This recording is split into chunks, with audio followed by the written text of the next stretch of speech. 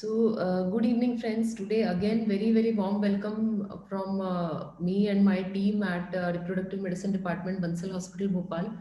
And today, we are here for a very special live session. It is said that we are what we eat. But very often, as doctors, we forget on this very important aspect, and we are so focused on the treatments that we end up neglecting this aspect of food and lifestyle for our patients of infertility. Invariably, every patient of infertility will ask their doctor, what should I eat? What are the precautions that I should take in my food when I am undergoing the treatments or if I want to conceive? And usually, as doctors, we are not trained or we are not attuned to this idea of food as medicine. And so we draw a blank. So today, to help us with this very important aspect, is an eminent nutritionist, expert in chemistry in the kitchen, and for me, somebody like a family member, that is Mrs. Rekha Divekar. I will just give you a short introduction and then it will be over to her on our topic, that is food for fertility. Mrs. Rekha Divekar is an eminent teacher of chemistry. After her retirement, she has used her knowledge of chemistry to enhance what we do in the kitchen. And her signature talk, Chemistry in the Kitchen, has helped numerous women and men across the country and even across the globe. Only yesterday, her Instagram live on how to eat was so viral. It was seen by millions across the world.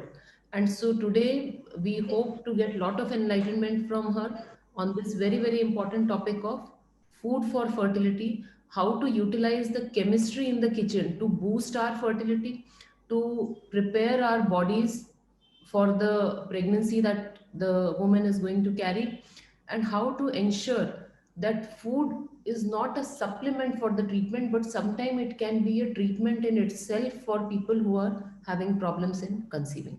So over to you, madam. Thank you so much for joining us. Namaste. Hello, Namaste.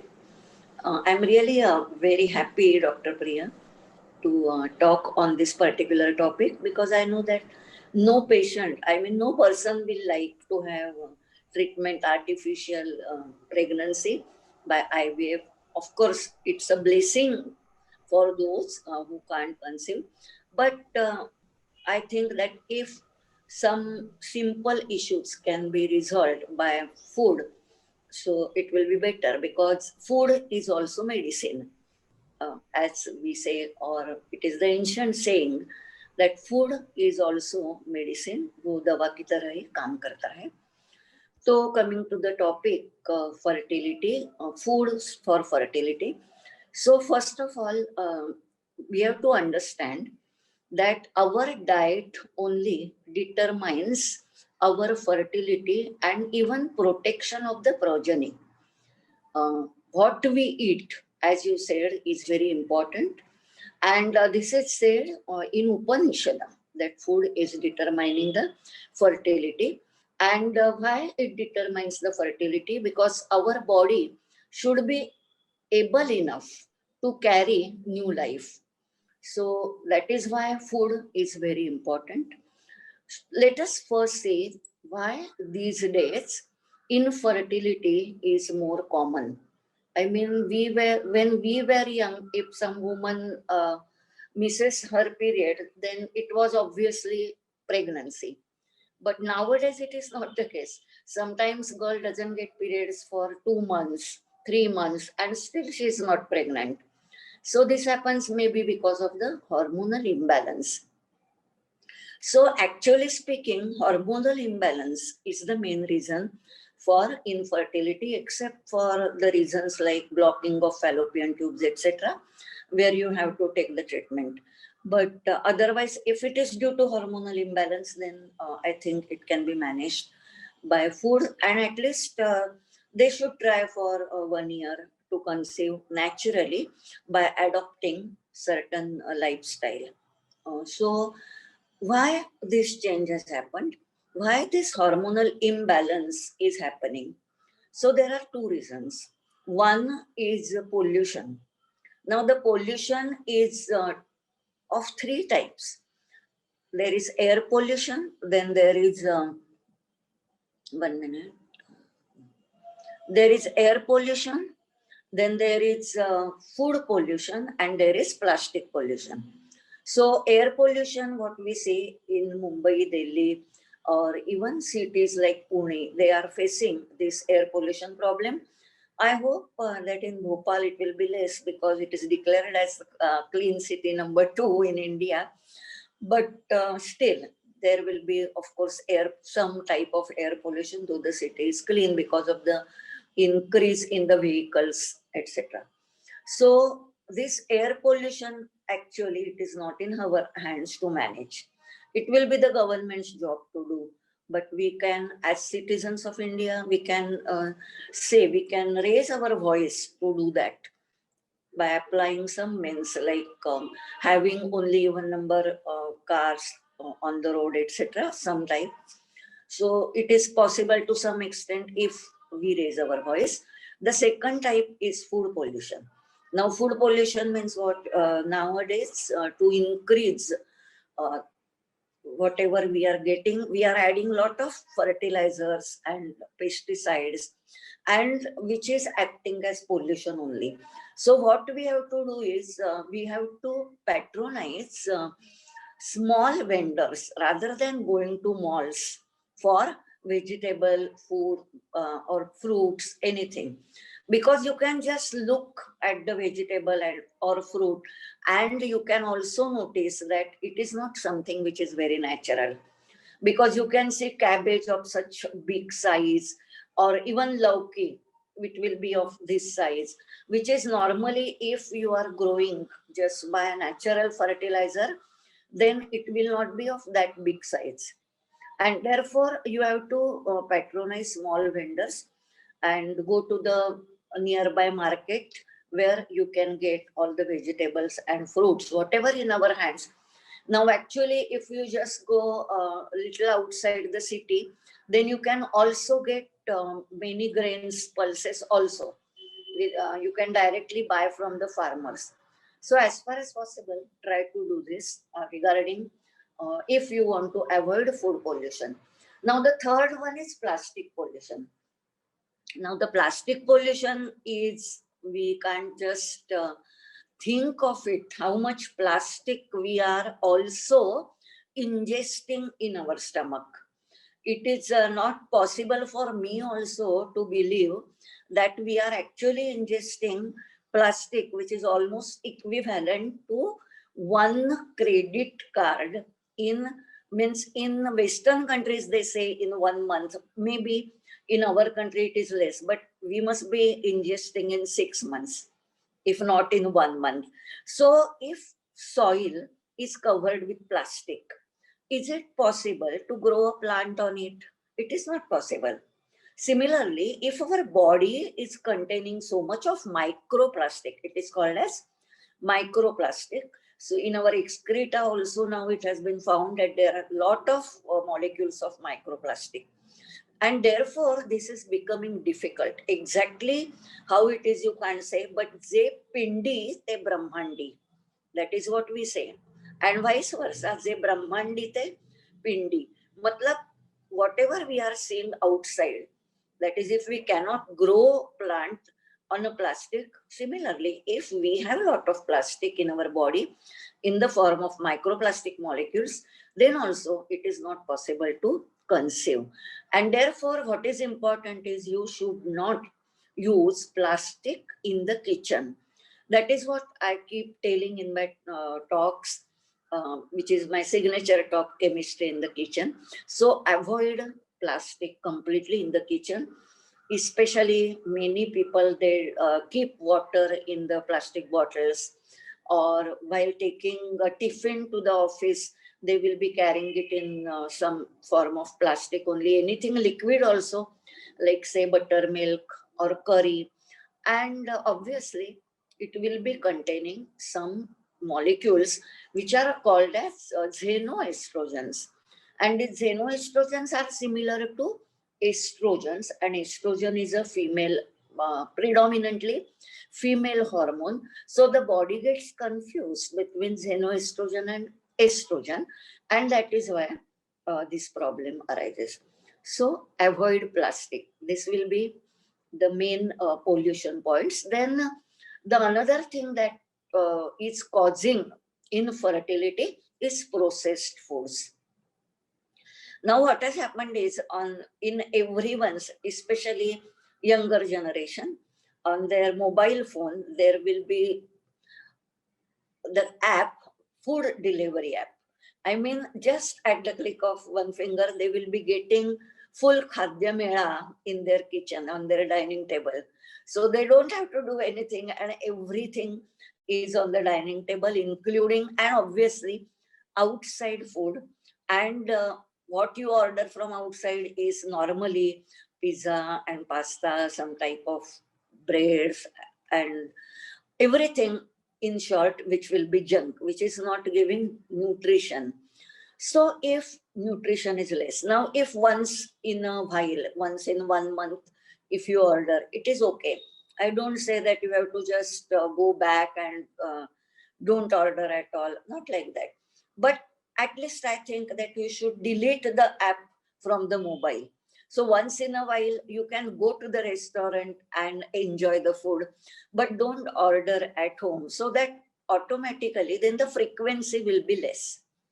And then if you eat at home, if it is nutritious food, then your body is equipped with nutrients to carry a baby.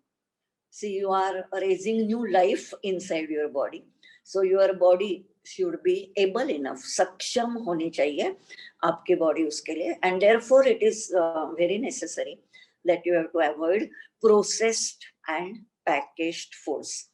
And they also contain chemicals like grass, which is called as generally regarded as safe. And also they have HFCS, which is high fructose corn sugar, which is not a very good quality sugar. And therefore avoid processed and packaged food. So these are the main reasons of infertility. Obviously, there are some other reasons also, like getting married at later age, having child also. That is also one of the reasons. So now let us see how we can have enough nutrition to cope up with all this. That is, as I said, we can't avoid completely air pollution, food pollution, processed food. But whenever we are at home, what should be included in our diet so that our fertility, that is the chances of getting pregnant, will be more. So the hormonal imbalance, I told you that the hormonal imbalance is the basic reason. Now, hormonal imbalance means it may be PCOD, which will be leading to hypothyroid or obesity, and then insulin insensitivity. So, for getting pregnant, the main reason, the main thing which is required is regulated blood sugars. If the blood sugars are regulated, then the sex organs will be nourished properly. And if the sex organs are nourished properly, then there are chances of getting pregnant, and the chances will be more to get pregnant. And therefore, on that point, we have to concentrate that how to increase our insulin sensitivity, how to avoid PCOD, etc. So the first food, let us come to the foods now. So the first food that I will say you should have, if you are having PCOD type of problem, will be garden cress seeds, which is in Marathi called as aliyu, and in Hindi, halim. Now, what is so special about these garden cress seeds? They are estrogenic in nature. And in PCOD, the testosterone levels are high. So if you have these garden cress seeds, then the estrogenic levels will rise. I mean, the hormonal balance will set in. Another thing which is important in this alim is they contain calcium, iron, as well as folic acid also. So whatever you prescribe as a prenatal vitamins, you prescribe normally folic acid, then iron. So all this is present in halim. And how you eat it, normally in the form of laddus. And when we are making laddus, we are adding ghee, we are adding coconut, that is, we are adding essential fats also. So many of them are prebiotic in nature, and therefore the gut bacteria will also flourish, and which will be helpful for overall health. So in this season, particularly winter season, these Halim laddus are especially recommended. Now the another foods which I will recommend, pulses. Now in 2016, it was International Pulses Year, and it has been found that there are 65,000 different varieties of pulses, out of which we hardly consume 10, at the max 15, not more Most of than the that. patients, very true. Most of them, they will just stick to moong dal or tuar dal. Hardly any Oh, other pulses they will have. oh, acha, acha. So what will happen is, when you are having different varieties of pulses, then the amino acid profile is complete. Amino acid profile is something which is required for the formation of, you can say, every enzyme, every hormone in our body. And if it is not complete, that it can lead to various types of problems. So therefore it is very necessary to complete amino acid profile by having variety, diversity in the pulses.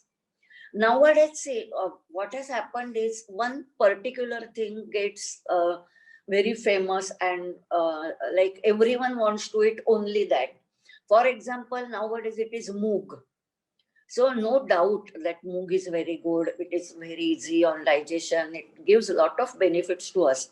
But what moog is giving is different than what chauli is giving, or rajma is giving, matki is giving.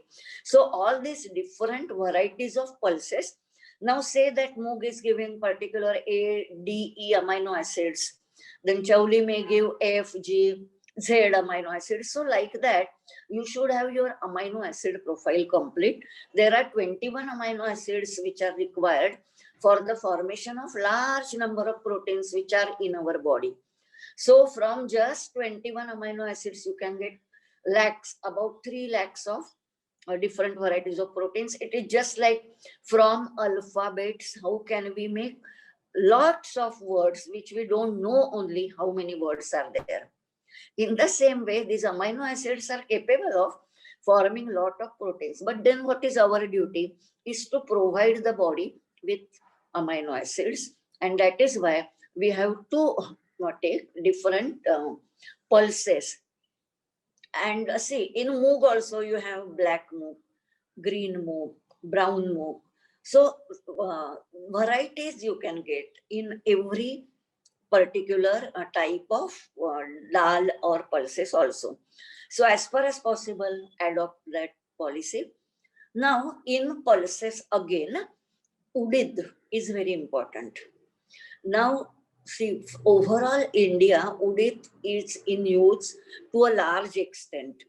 Uh, in North India, it is used in the form of maki dal.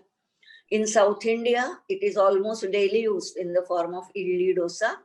In Central India, we make thalipit, bhajani or chakli and many other things from udid dal. We add them to laddus also. So overall, udid is supposed to be very good for increasing the fertility. In Ayurveda, it is mentioned that if a man eats udid, then when he is old, then also its sperm quality and the number of sperms is so high that he can become father again. So like that, the importance of udid is there. And therefore, you should have this particular, I mean, in a week, try to have at least twice something which is made from udid, and have variety of pulses.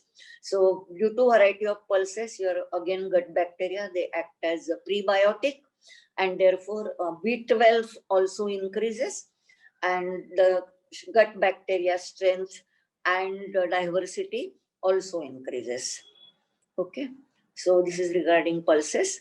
But many Uh, times, many of my patients, they will have doubt that urid causes gas, it causes bloating. So because of these food misconceptions, they will just limit to one type of dal. yeah, Like, that is why I think that they should start with little amount initially.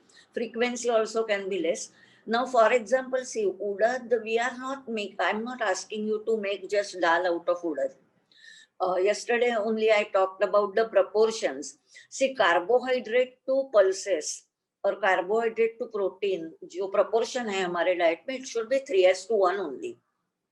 So, like that, if you consume, it will not cause gas.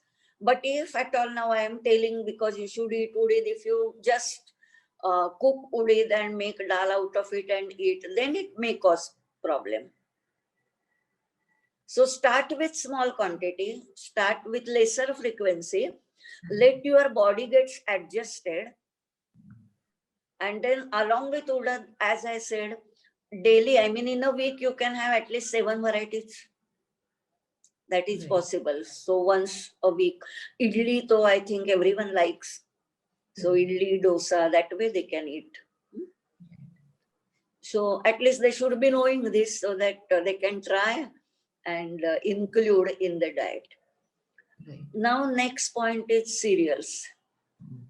Now many people they just eat gehu, wheat and rice, and there are many other cereals like jawar, bajra, ragi, rajgira, wari. So all these should be included in your diet. The reason being they are complex carbohydrates. All these jawar, bajra, etc. They are complex carbohydrates. Now, when we are eating complex carbohydrates, and obviously they contain many minerals also. You can just look at the color, and then you will notice that it must be having some minerals. Like for example, bajra, it is so dark in color, ragi. So all these dark colored जो cereals होते हैं, they have lot of minerals in them, like iron, manganese. These types of minerals will be present in dark colored cereals, and their complex carbohydrates contain minerals, contain fibers also, and also vitamins. And what happens? The digestion of these cereals takes place slowly. It is not a very fast digestion. And whenever the digestion is taking place slowly, sugar is released in the blood slowly but continuously. Now, when the sugar is released in the blood slowly and continuously, what we call it as regulated blood sugars. So, when regulated blood sugars are there, as I said already, the chances of conception are greater. So, therefore, you have to eat these millets like jawar, bajra. So, don't eat just rice and wheat, but you have to include millets. Now, let us proceed further. Now, we will talk about wild and uncultivated vegetables. Again, what has happened is we give so much importance to only one type of vegetable. For example, now only everyone is having palak. Daily palak soup ले लो और कुछ भी पालक का ही बना के.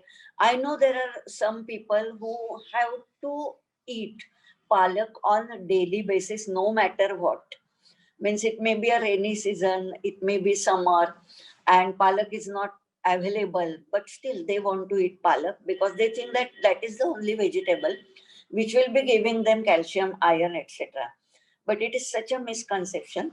See, you can have wild and uncultivated vegetables. That is, the nature is giving us.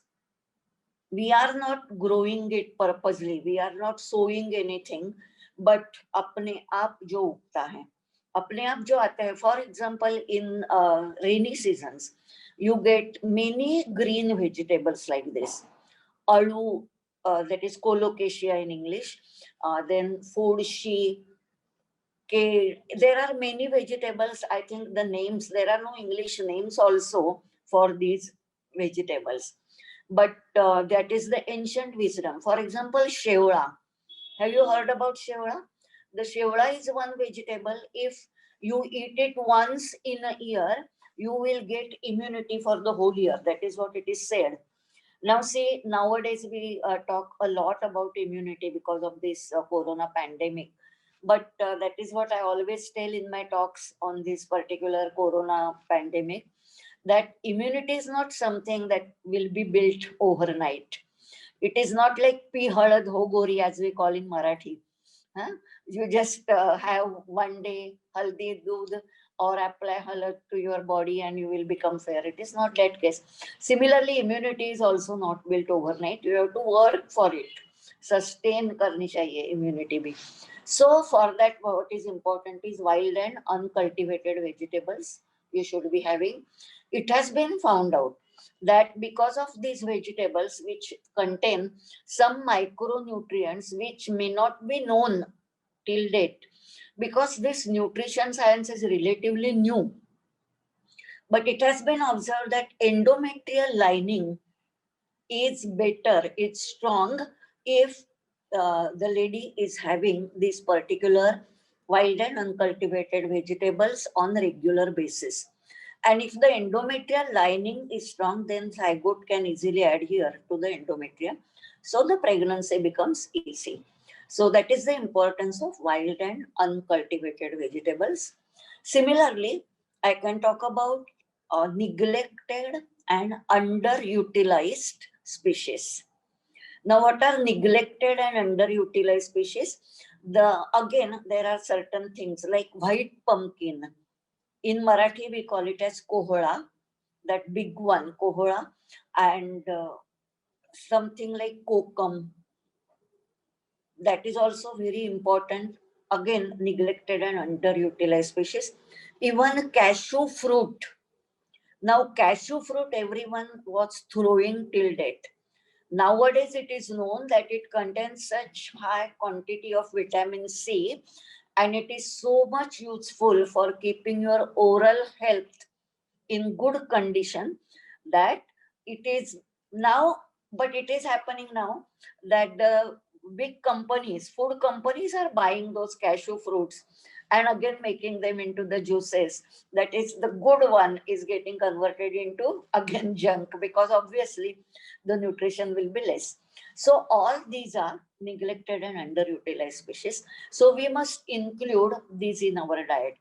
For example, you just consider about kokum. Kokum is so important. It is called as Amrut kokum. Now, why it is called as Amrut kokum? Because of its property of giving longevity. Now, the important property of this kokum is it is anti-tumor.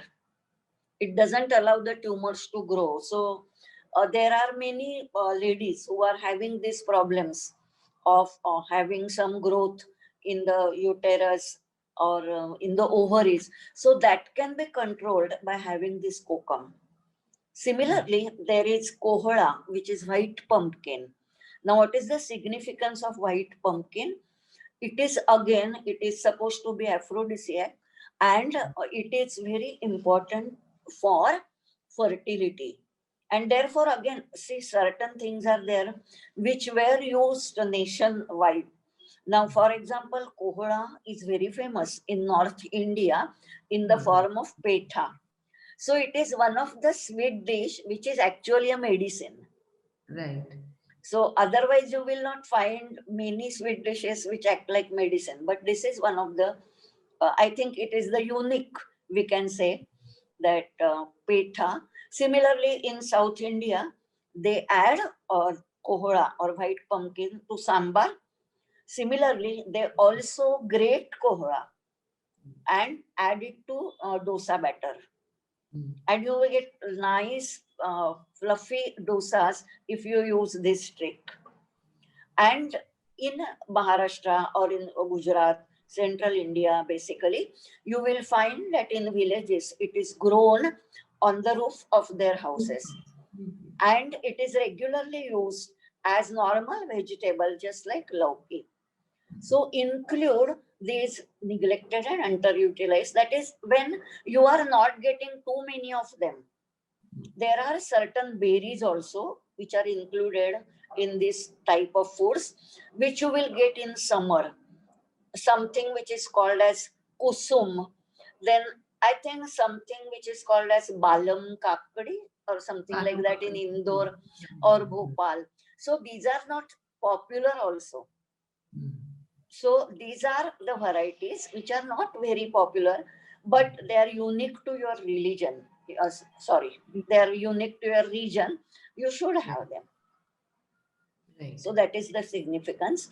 Now I think this is about the foods where you have to include varieties, diversities of pulses and millets and vegetables, everything, fruits. And now last point but not the least is about the use of certain particular vessels in your kitchen. For example, I will like to tell you importance of not having aluminum in your kitchen.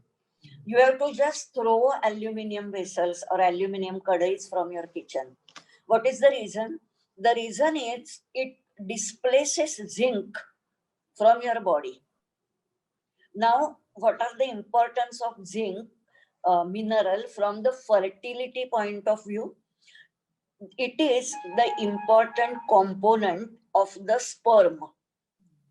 It has the molecule, I mean, it contains zinc as one of the mineral as well as testosterone. And therefore, it improves the quality and number of sperms. Right. If zinc is sufficient, but if you are zinc deficient, then both these things will be affected. Means such a small thing, but it is so important. Again, zinc is also important for having good insulin sensitivity. If your insulin is sensitive enough, blood sugars are regulated. So, Right. zinc is the mineral which keeps or which increases your insulin sensitivity, and it will keep your blood sugars regulated, and therefore the chances of conception will be greater. And therefore, don't think of the price that you are paying for those vessels which you have some time back paid, but you have to just reject aluminum vessels and use iron vessels. Now, why to use iron vessels? Again, when you are using iron vessels, what will happen? The iron levels will increase, I mean, which will lead to hemoglobin levels rise.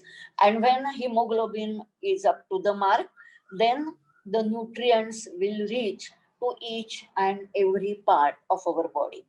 So our sexual organs will also get proper nourished. And therefore, having iron vessels is also very important for this. I think if you can apply all these rules in your kitchen, then you can try. Surely, I think for 1 year to get naturally pregnant. All the best, those who are watching. So, thank you so much, madam. Even being a doctor, I was not aware of so many of these small things, and definitely now I feel more equipped. I will be able to pass on these message to all my patients, not only Thank those you who are very trying much. to conceive normally, but also those who are undergoing the treatments. Because Yeah, while we are, correct. they can do all these things at home. So, just to quickly recap, first thing is pollution, what madam has mentioned, and specifically plastic pollution, because that is largely in your hands. So please banish all the plastic. Do a plastic audit of your kitchen. Madam had visited my house once, and after that, we do a plastic audit of our house and make sure that all the containers are not plastic. Second thing, very important, is have the variety of pulses. Don't just focus on moong or tur dal. Have different pulses in your diet. It will help you get a good amino acid profile, and it will help in protein synthesis in your body. Third very important thing is the wild and uncultivated vegetables. Must have it in your diet.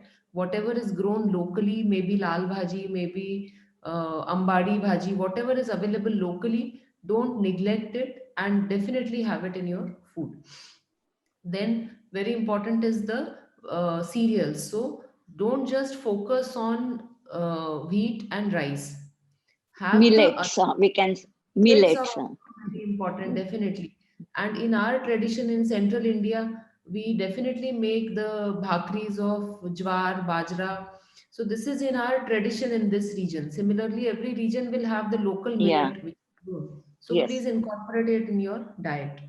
Then last what she has mentioned is the neglected species, like she has mentioned about the kohra or the pumpkin, white pumpkin. So similarly, each region will have these things which are grown locally. So have that more and more in your diet. Last but not the least, cook in the iron vessels which were traditional and banish all the aluminium. Very important for not only the male fertility but also the insulin sensitivity and the women with PCOS. So I think this is really a wonderful interaction that we had with you, madam. And every thank you. time I hear your talk, I am so impressed by your depth of knowledge, by the concise way in which you put your thoughts across. And my only request is that we should have more of these sessions where we can specifically focus on areas like the endometrium, male infertility, female infertility, polycystic ovary syndrome, so that all the people who are suffering from these particular ailments can get an insight into how to take charge of their own health and their own diet. So I hope all of you enjoyed this live session. Thank you so much and join us again next Monday for a wonderful session on yoga and pranayam in enhancing your fertility. Thank you again, madam. Thank you so much. Thank you so much.